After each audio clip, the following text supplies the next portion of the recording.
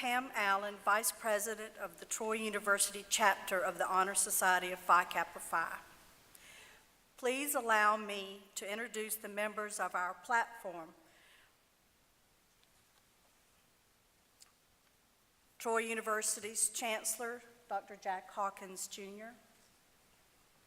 Phi Kappa Phi Treasurer, Dr. Wade Forehand. Phi Kappa Phi Student Vice President, April Garrett. Phi Kappa Phi Awards and Scholarship Officer, Dr. Teresa Johnson. Phi Kappa Phi Member, Dr. Kelly Burwager. Phi Kappa Phi Member, Dr. Marilyn McBride.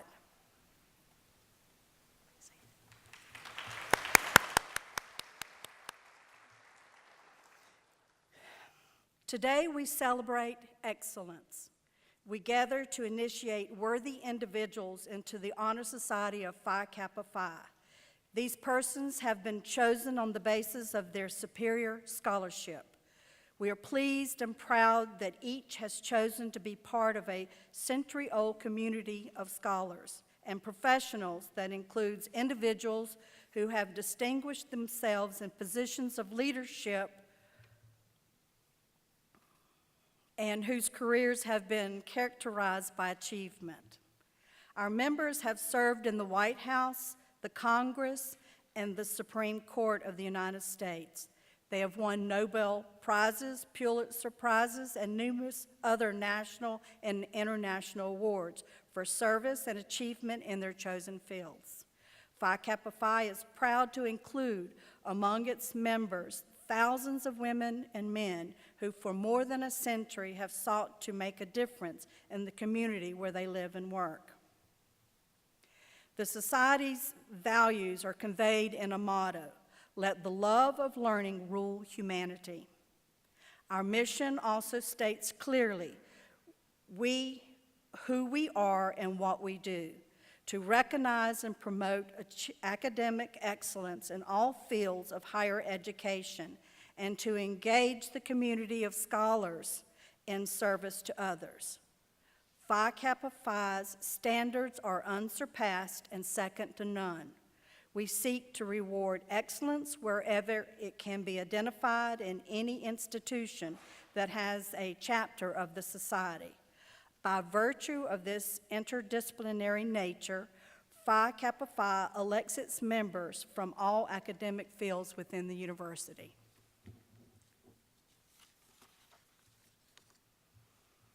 Our guest speaker today needs no introduction. When I think of our Chancellor, words such as excellence, scholarship, and leadership come to mind. Please join me in welcoming Dr. Jack Hawkins, Jr., Chancellor of Troy University.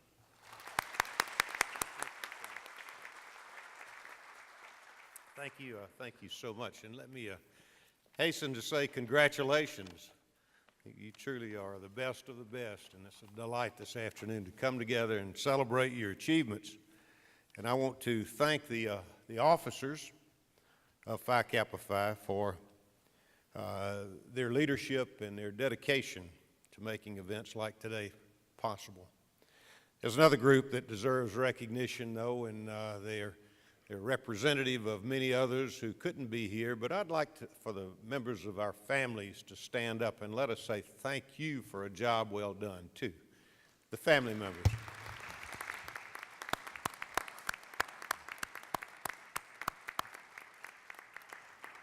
Thank you so much, and we look forward to sharing tonight with those of you who can be there as well. It is a special day. I want you to know how elite I think you are. You represent the best students at Troy University, and we enroll across the board about 22,000 students. But this is the top 10% of our graduate students and the top 7.5% of our juniors. And that's an elite group. And I applaud you for your dedication to academics. That's, of course, why you came to this place. But I hope that you've gotten a lot more from the experience, particularly as it relates to values and the values that we hold dear as a university. And civic engagement is so critically important. Winston Churchill said, "You make a living by what you get, but you make a life by what you give." And over time you learn that. You also learn that relationships are the most important thing in life. It's not things, it's relationships. One reason that we have sought to become Alabama's international university is because of relationships. We believe firmly that once you understand people from cultures and backgrounds unlike your own, then you may appreciate them. It's seldom that appreciation ever precedes understanding, and then you build those lasting relationships. I think what we've experienced at Troy, particularly over almost 30 years, is that we find strength in differences. Differences are not to be feared, they're to be understood, and once understood, they can be the strength that binds you together. That's what I like to think that we have become. And certainly you have proven that it's dedication and persistence. It was Woody Allen who said 90% of winning is simply showing up.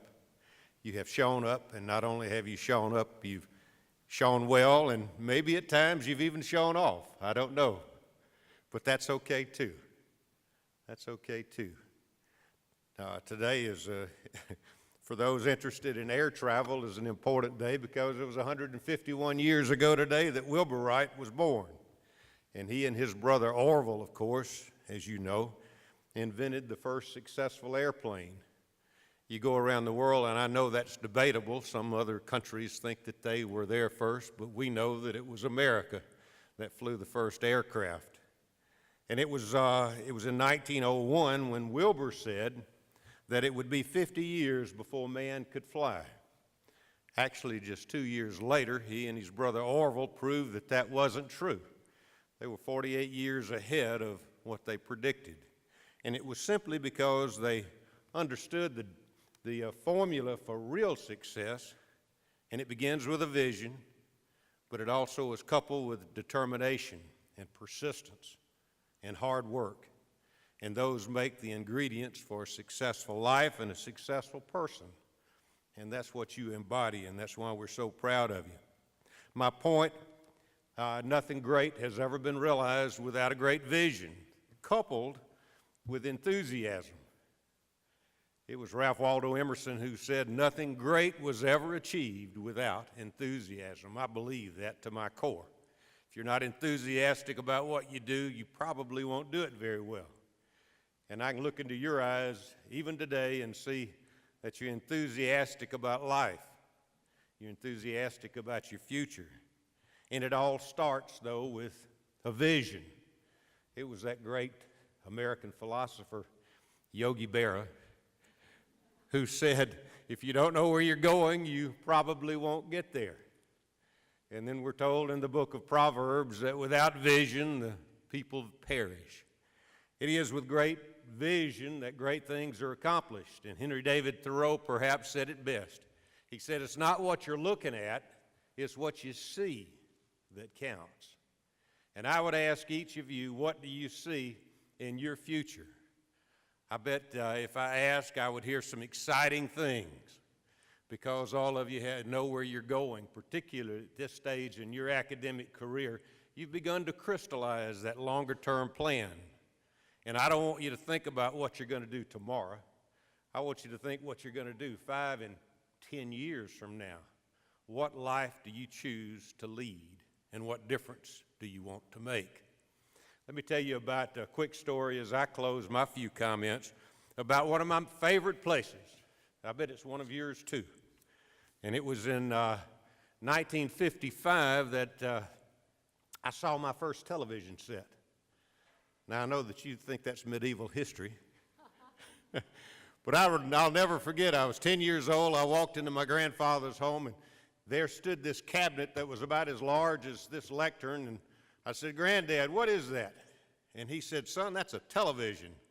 And I said, "What is a television?" And he said, "Well, let me show you," as he proudly walked over and turned it on. And of course, back then, televisions required tubes. They weren't digitized like today with the sophisticated electronics. And after several seconds, the TV warmed up and a picture appeared on the screen. And lo and behold, it was a Western movie, and I see this cowboy riding across the plains. I was so excited. I'd never seen anything quite like that. That was in 1955, the first year that Disneyland out in Anaheim, California was open. Somehow my family made its way out to Anaheim, California in 1957, and I walked into the Magic Kingdom, and I became a great advocate for Disneyland. I could go and do a television ad today and promote Disney World. Well, you know, there were a lot of people like me during that period of time. They were excited by this exciting place called Disneyland, and Walt Disney had a great vision, even greater than his first, and he decided that we needed on the East Coast something bigger and better than what was found on the West Coast, and it would be accessible to more people. And so he sent, under the cover of darkness, he sent his real estate crew into Central Florida. There was nothing in Central Florida and around the Orlando area during that period of time except a lot of citrus fruit and maybe a lot of horses as well, and a lot of sand. They went in, and under the cover of darkness, not telling anyone what they were going to do with those thousands of acres, they bought it up, sand cheap. And in 1964, at a great groundbreaking, they announced, and Walt Disney was there, he said, "We're going to have a bigger and better Disneyland," and he described this great vision. Unfortunately, 2 years later, Walt Disney passed away unexpectedly. It was in 1971 at the ribbon cutting when one of Walt Disney's nieces walked up to her Uncle Roy, and she said, "Oh, Uncle Roy, I wish Uncle Walt could see this." To which Roy Disney said, "Sweetheart, Walt did see this, and that's why we are here today." It takes a great vision. I know that that's exactly what drives you every day, and what drives us to this point of celebration is having great students like you to celebrate.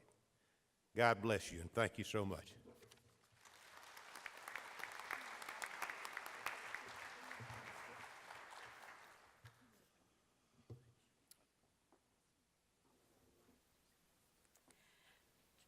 Chancellor Hawkins, on behalf of Chapter 129, please accept this small gift as a token of our appreciation for spending some of your busy time with us today.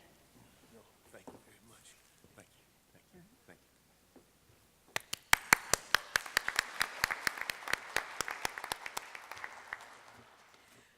you. At this time, Dr. Marilyn McBride will explain the purpose of Phi Kappa Phi.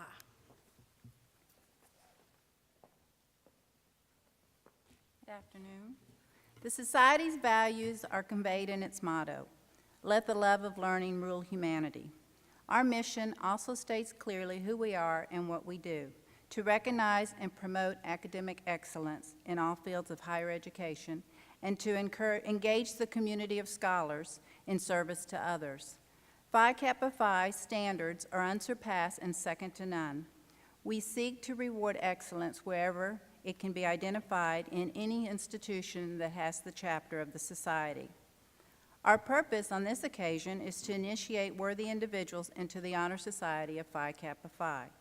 Membership in Phi Kappa Phi is the highest academic honor at Troy University, and these individuals from all academic fields have been chosen on the basis of superior scholarship and good character. The bylaws of the Troy University chapter of Phi Kappa Phi, operating within the framework of the Society's bylaws, specify certain conditions to be observed in electing persons to membership. These conditions are summarized as follows. Senior undergraduates shall be in the upper 10% of their class in each college or division. Juniors are drawn from the upper 7.5% of their class. Graduate and professional students who have completed 1 full year of study and are in the upper 10% of all candidates for graduate or professional degrees also are eligible for membership. Faculty, administrators, professional staff, and alumni who have achieved scholarly distinction also qualify for membership. Now, Dr. Kelly Burwager will explain the history of Phi Kappa Phi.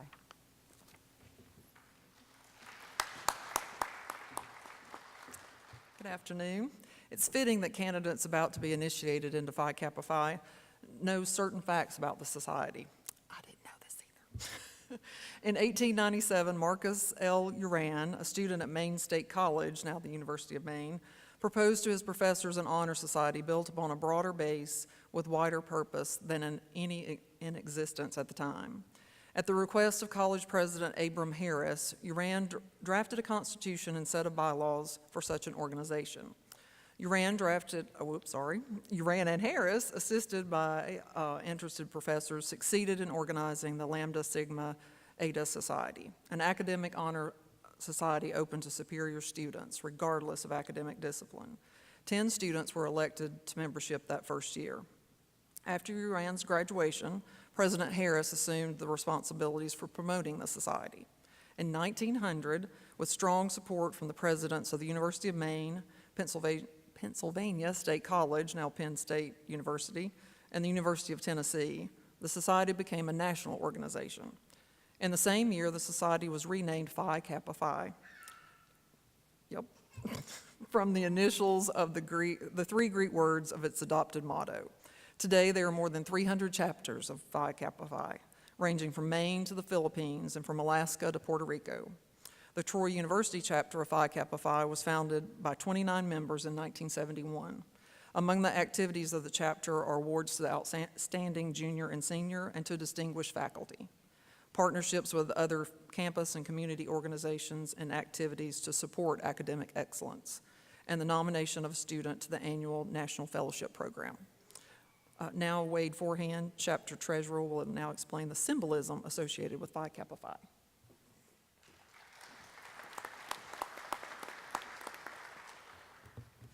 The badge of the society is a globe against the background of the sun, whose rays form an expansive corona and radiate in a number of symmetrical and equal concentrations from behind the globe. These signify equivalence among the various branches of learning and represent dissemination of truth as light. Encircling the globe is a band containing the Greek letters Phi Kappa Phi. It symbolizes a fraternal bond which girds the earth and binds the lovers of wisdom in a common purpose. The seal of the society features the badge at its center. The badge is surrounded by a crenulated line that represents the battlements and walls of Troy. In the space between this line and the periphery of the seal appear 3 stars just above the badge, one for each of the 3 original chapters. Below the badge is the phrase, founded 1897. The ribbon of the society is a meander pattern that is common in ancient Greek art and symbolizes the classical features of the society. The word of the Phi Kappa Phi motto is philosophia. For historical reasons, the society translates this Greek word as the love of learning. The second word of the motto is kretote, a verb meaning to rule. In our motto, the word has the form of a strong exhortation that calls on us to let the love of learning rule. The last word of the motto is photon. This word occurs in ancient Greek poetry and drama with reference to mortals in contrast to immortal gods. In our motto, it refers to all humans, women and men, so we translate it as the word humanity.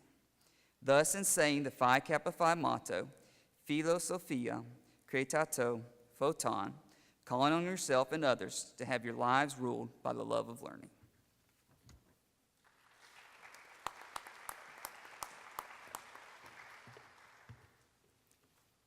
Good afternoon. As initiates, you will receive a certificate of membership as well as an emblem in the form of a pen.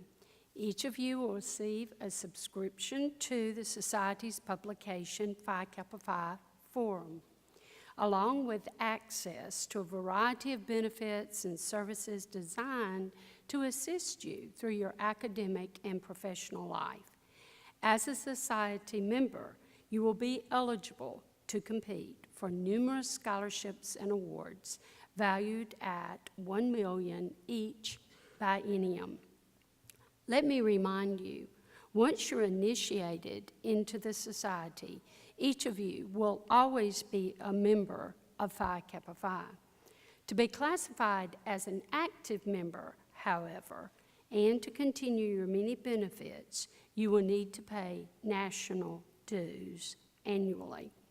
You're also encouraged to maintain our active membership, not only as a means of personal fulfillment, but also as a way to help sustain the prestige and to support the activities of your Honor Society, Chapter 129.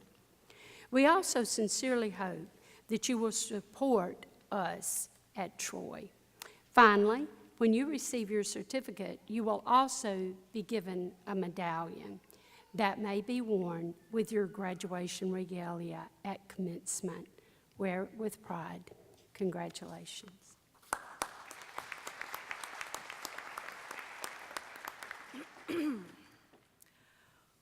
Will the candidates please rise?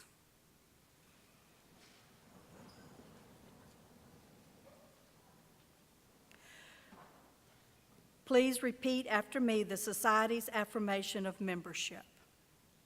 In response to the honor bestowed on me, by my election to Phi Kappa Phi, I shall continue to uphold the motto of Phi Kappa Phi.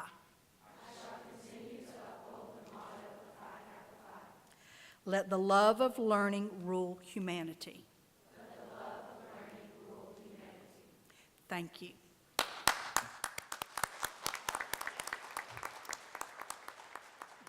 We shall now confer upon each of you the membership in Phi Kappa Phi to which you have been elected, with all the rights, privileges, and responsibilities appertaining thereunto. I congratulate you and wish you well. Please be seated. At this time, our treasurer, Dr. Forehand, will present each new member of Phi Kappa Phi. Would you please rise by rows and move to the side of the stage? After you have been presented with your medallion, each return to your seat. We will begin with the faculty initiates first and then proceed alphabetically.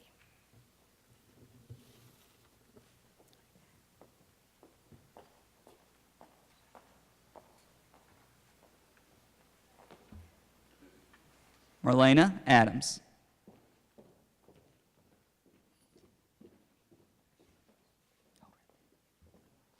Emily Atkins.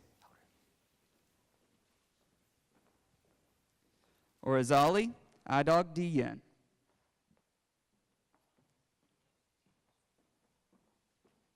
Lakin Berry.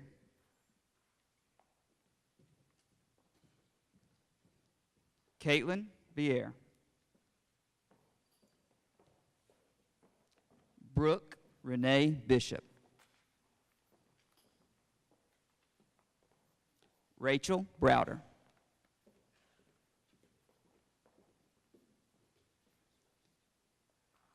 Mariah Maylene Cottrell.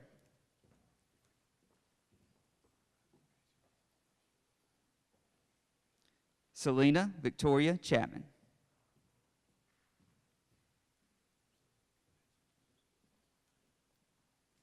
Alicia Cote.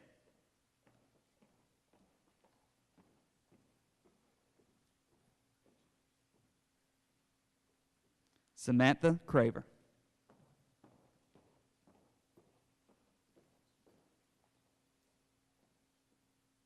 Michaela Davis.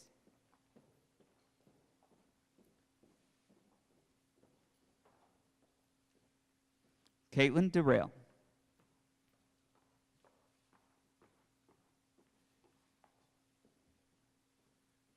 Allison Drummonds.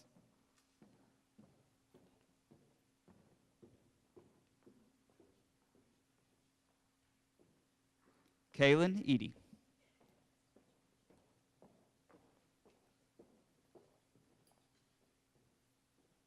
Haley Evans.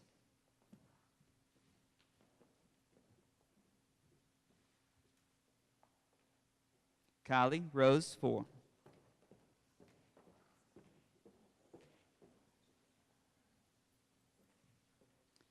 Kia Ashah Foster.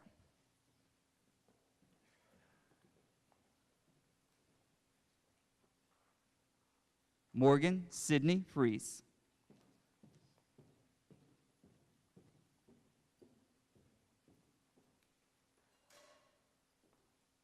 Tanya Garcia.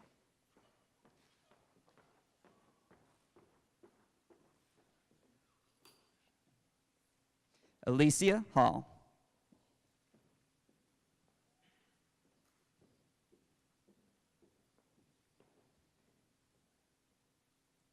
Laura Ham.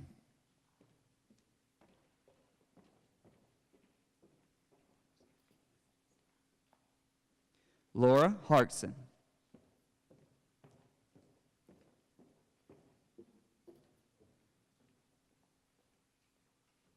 Logan Hay.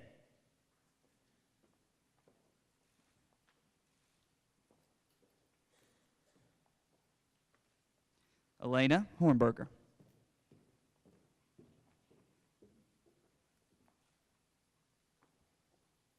Heather Hughes.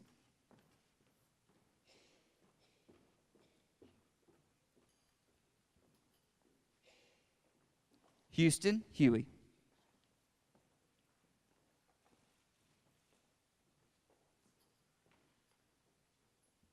Nancy Claire Humphreys.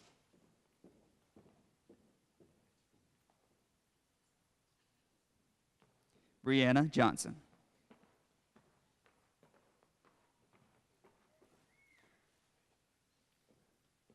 Dr. Kelly Johnson.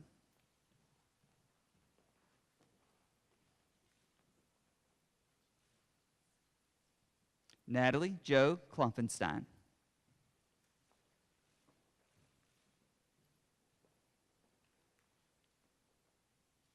Gertrude Sharon Kumi.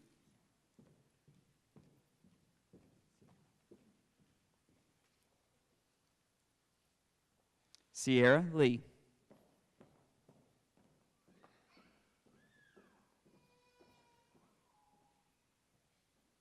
Sarah McClendon.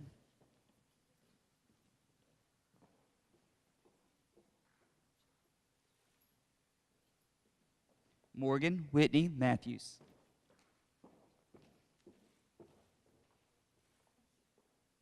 Allison Miller.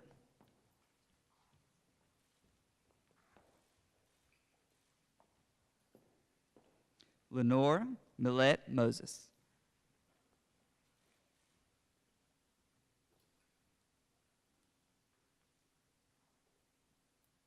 Caitlin Dawn Mount.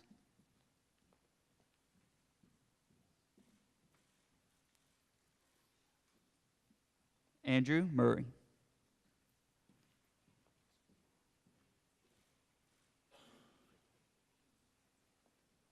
Angel M. Negrete.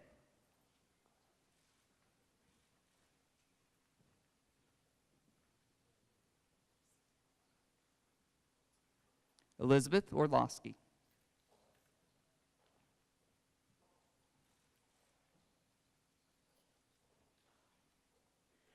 Amanda Brooke Pettis.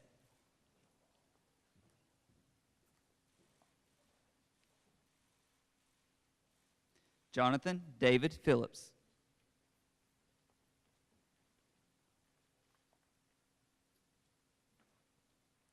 Indiana Porrett.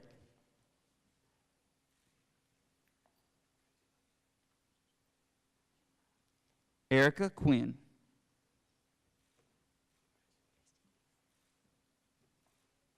Destiny Ray.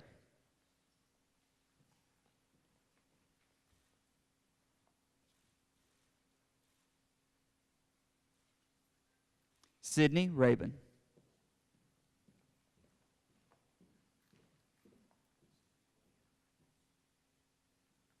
Rose Reynolds.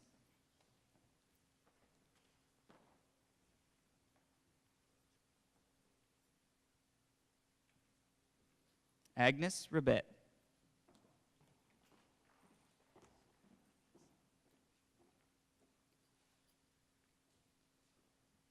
Doyleon Settles.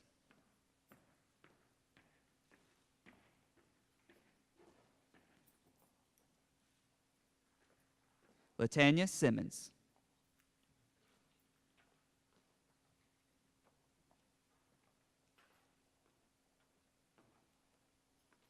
Marie Simpson.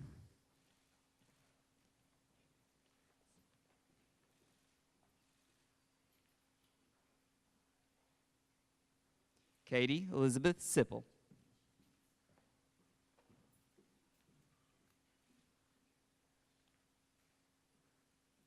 Dana Morrison Smith.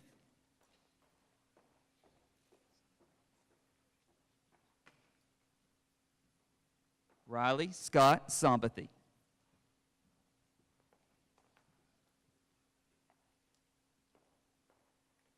James Holland Spivey.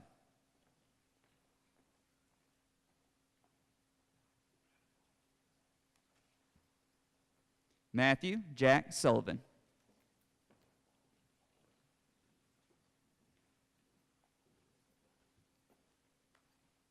Jody E. Watson.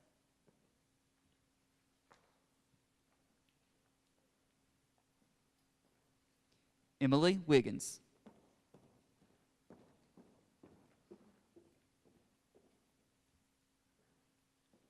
Ashley Williams.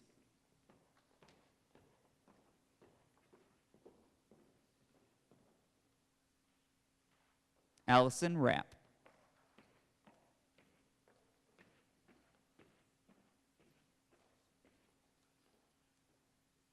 Ya Wu.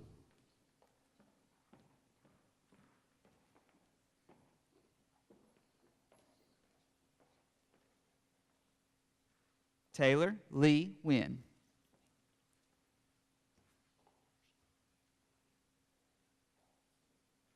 Wu Shea.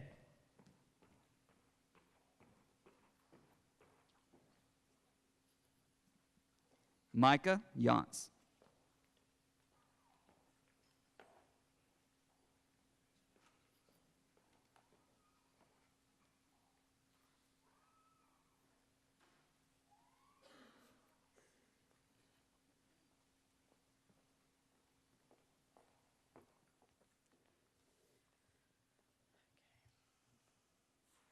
By the virtue of your superior scholarship, by virtue of what you have achieved and who you are, a combination of qualities that led to your election by this chapter of the society, it is now my privilege to declare you to be members in good standing of the Honor Society of Phi Kappa Phi.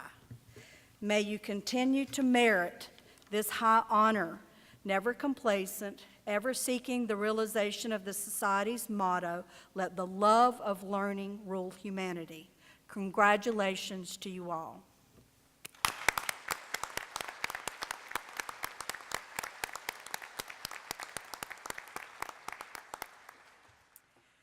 We would now like to recognize the students in this initiation group who has the highest GPA average of their classifications.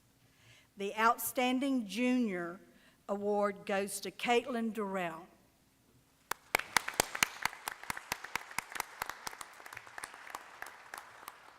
The Outstanding Senior Student is Shelby Jenkins.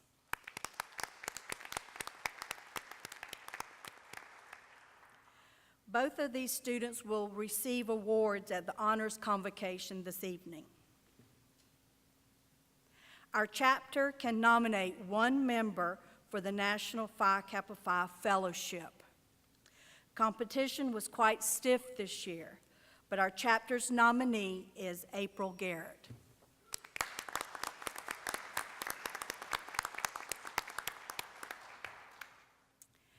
Next, I would like to present the Troy Chapter Phi Kappa Phi Distinguished Service Award. This award honors an individual who has provided sustained, non-compensated volunteer service to others and to the Troy chapter of Phi Kappa Phi. The selection criteria: distinguished record of dedicated service over many years to Troy's Phi Kappa Phi chapter, demonstrated involvement of the nominee's participation in service activities, demonstrated impact of the service. This year's much-deserved recipient has been an active member of Phi Kappa Phi since 2012. He has served the organization for many years as an active member, officer, and chapter president. We would want to honor this recipient with a crystal commemorative clock. Please join me in honoring Troy's 2018 Phi Kappa Phi Distinguished Service Award, Mr. Jerry Johnson.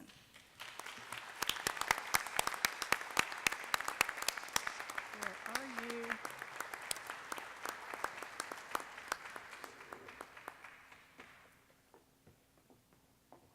thought you might have skipped down.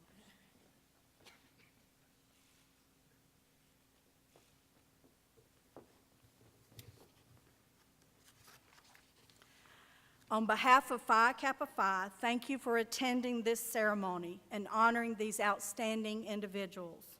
All newly elected members of Phi Kappa Phi will be recognized tonight at the annual honors convocation at 7 p.m. And to conclude, new members of Phi Kappa Phi, we congratulate you and wish you well.